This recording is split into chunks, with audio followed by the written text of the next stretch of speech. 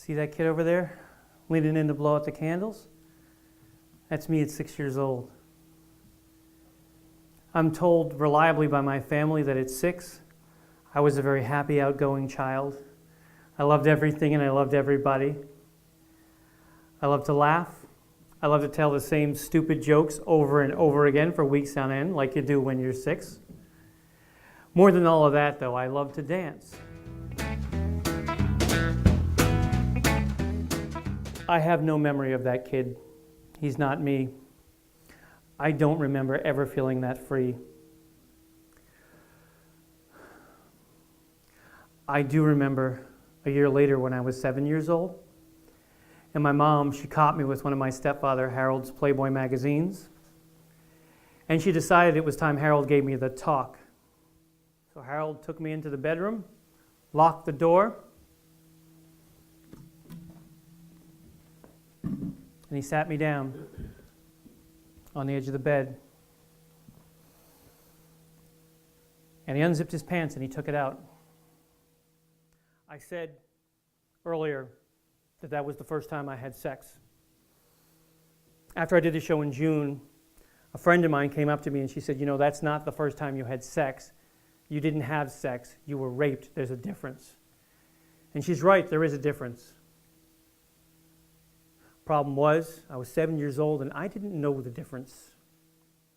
Day after day after day, being raped and beaten. Day after day after day after day.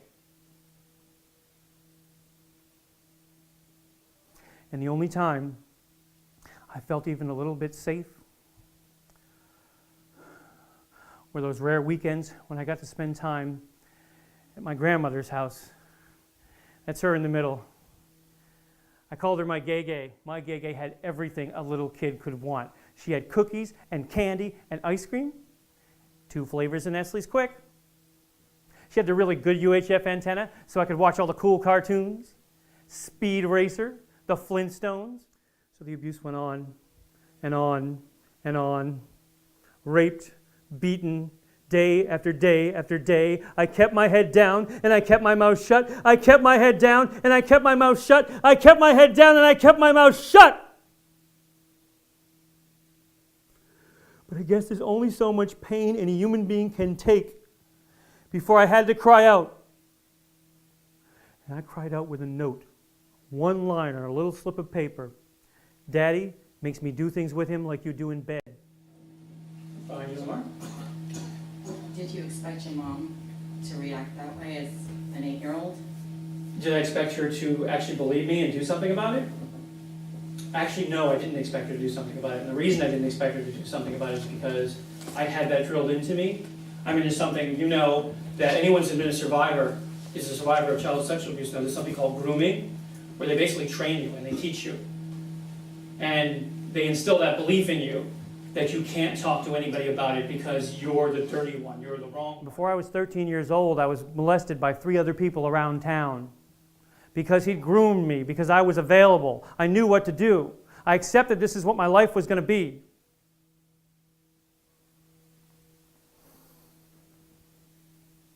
I slept with a teddy bear until I was 13 years old.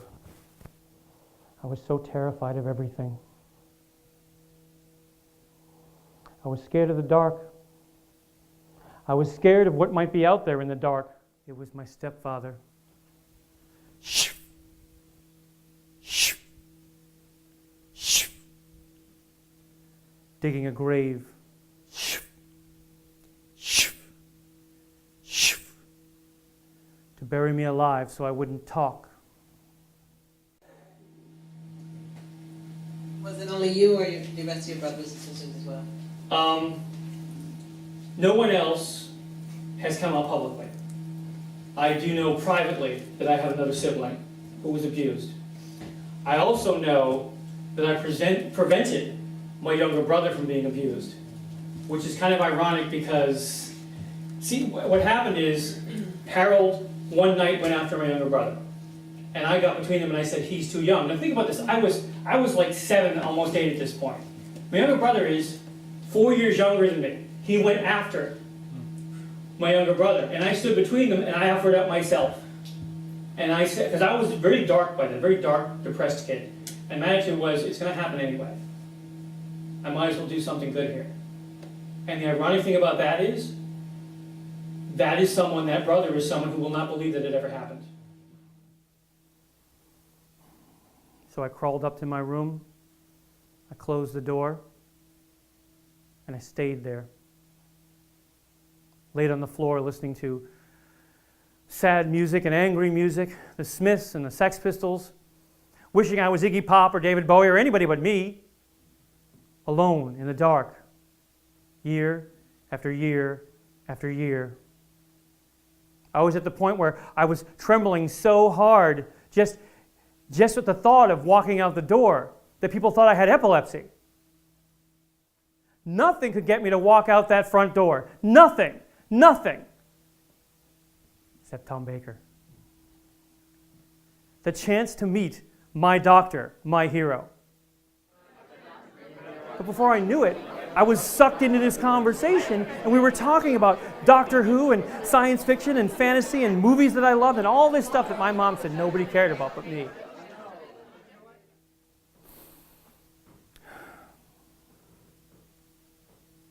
So here we are.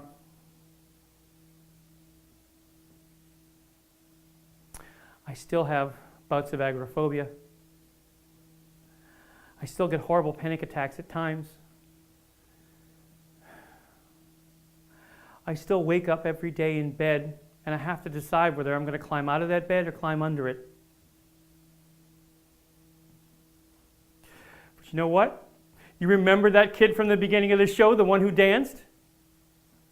I still don't have any connection to him. He's still not me. I still don't remember ever being that free. But the fact is, the reality is, at the beginning of this show, I danced in front of all of you. I danced, so I win. He loses and I win. He loses and I win. He loses and I win. I win.